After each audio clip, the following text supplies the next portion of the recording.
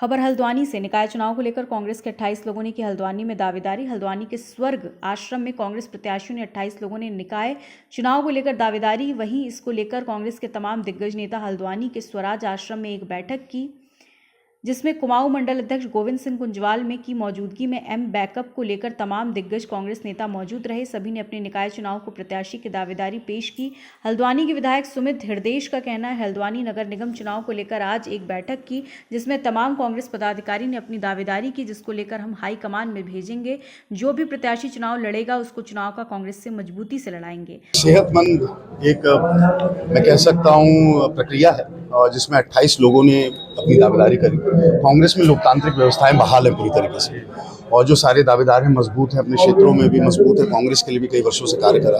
उनको हमने एक ही आश्वासन दिया है, कुंजवाल जी ने भी और मैंने भी, कि बिल्कुल निष्पक्षता के साथ जो सबसे मजबूत उम्मीदवार होगा उसे हम उसकी रिकमेंडेशन आला कमान को भेजेंगे। अब हाई कमान का निर्णय जो होगा वो सर्वोपरि होगा, और सब लोग से हमने ये भी आवेदन करा है, टिकट एक को ही मिलेगा। दावेदार 28 हैं, टिकट एक को ही मिलना है, तो जिसको भी टिकट मिलेगा सबने ये भी वायदा करना है, ये भी प्रण लिया है कि हम उसको साथ मिलकर संयुक्त तौर से लड़ाएंगे। तो ये आज का विषय है, और मैं सब जितने भी लोगों ने अपनी दावेदारी दी है उनको बधाई देता हूँ।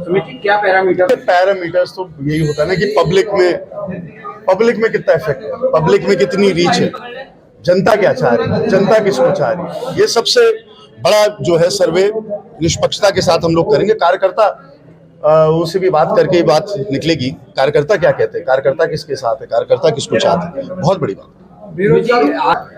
नहीं। देखिए, मैं ये कह सकता हूँ कि जब पहली सरकार हमारी बनी थी उस समय जो कार्य हुए, उत्तराखंड की नींव बड़ी मजबूत रखी गई।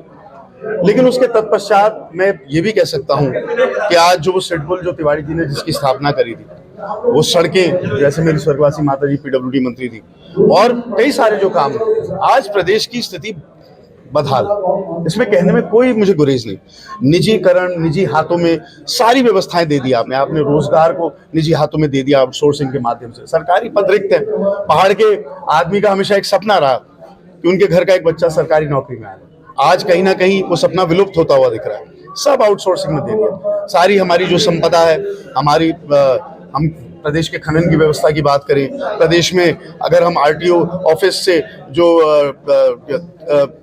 व्यवस्थाएं चलती थी, उनकी इन सब चीजों को निजी हाथों में देकर, हमारी संपदा को निजी हाथों में देकर जो आज की प्रदेश की सरकार है, कहीं ना कहीं उसने प्रदेश की जनता को मायूस करा है। दूसरा, देखो, साफ बात है, दावेदारी अपने आप में अपना परिचय होता है। अब मेरा तो बहुत छोटा सा परिचय है कि मैं आजीवन कांग्रेसी था, बहुत झंझावाताएं नहीं, कई मामलों में जो हम टिकट भी नहीं पा पाए, लेकिन उसके बाद भी इस कांग्रेस के अंदर रहे हैं और हमेशा आजीवन रहे हैं। मेरा कांग्रेस हमारी जान है, हमारा परिवार है, और इसकी जो नीतियां हैं वो देश के समर्थन, देश की विकास की नीतियां हैं। मैंने अपने आप को दावेदारी प्रस्तुत किया है। 32 साल की मेरी राजनीति हो गई है, और पहले भी किया था 2 बार, कतिपय कारणों से नहीं मिल पाया। आज मैं ये चाहता हूँ कि एक बार इस शहर के लिए काम करने का मुझे मौका मिले, और साथ साथ में ये भी मैं चाहता हूँ इस शहर को भी इस बात को समझना चाहिए कि क्या 10 साल से जो भारतीय जनता पार्टी के पास नगर निगम थी, उस पर इस शहर के लोगों ने क्या पाया। पूरे हल्द्वानी में दीपावली के समय पर जबरदस्ती सड़कें खुदवा दी गई, 2000 करोड़ रुपया आया, बड़े ताली बजी साहब, 28 साल पहले प्रधानमंत्री घोषणा कर गए। कोई ये बताने वाला नहीं उस 2000 करोड़ रुपए का क्या हुआ। और अब सिर्फ चुनाव के समय पर जबरदस्ती धूल भरी सड़कें कर दी। बनाने के लिए पैसा नहीं है नगर निगम के पास, ठेकेदारों को देने के लिए पैसा नहीं है, न जाने वो पैसा कहां डाला। भ्रष्टाचार की भेंट चढ़ गया। हाल ये है, आज उत्तराखंड में राज्य आंदोलनकारी हूँ, एक और दर्द है मुझे बताना चाह रहा हूँ।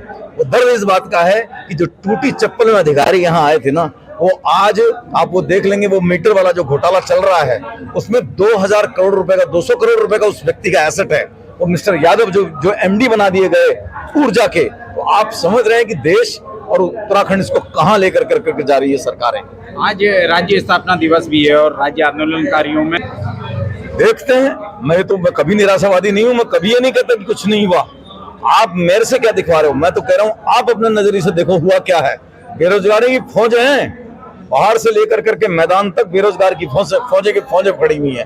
कभी ऐसे नियम बना दिए तुम लोगों ने, ऐसे जो हमारा जो स्टेट जाना जाता था सैनिक बहुल राज्य था, आज वहां ऐसी नीतियां कर दी कि हमारे युवा जो है वो बेरोजगार घूम रहे हैं, नशे में हमारी हल्द्वानी की पीढ़ी आदि नशे में खप गई, क्योंकि आपकी वर्षों से कांग्रेस पार्टी के प्रति करते हुए निष्ठा और लगन से कार्य करते आ रही हूँ और कांग्रेस पार्टी का हर वो प्रोग्राम अटेंड करती हूँ, अपनी उपस्थिति देती हूँ, चाहे वो अपने प्रदेश के अंदर हो चाहे कहीं और। तो आने वाले निकाय चुनाव में अगर मेयर की सीट आरक्षित आती है तो मेरी दावेदारी पूरी तरीके से है और इसी के लिए मैंने आज हमारे प्रभारी आदरणीय गोविंद सिंह कुंजवाल जी को आवेदन भी सौंप दिया है।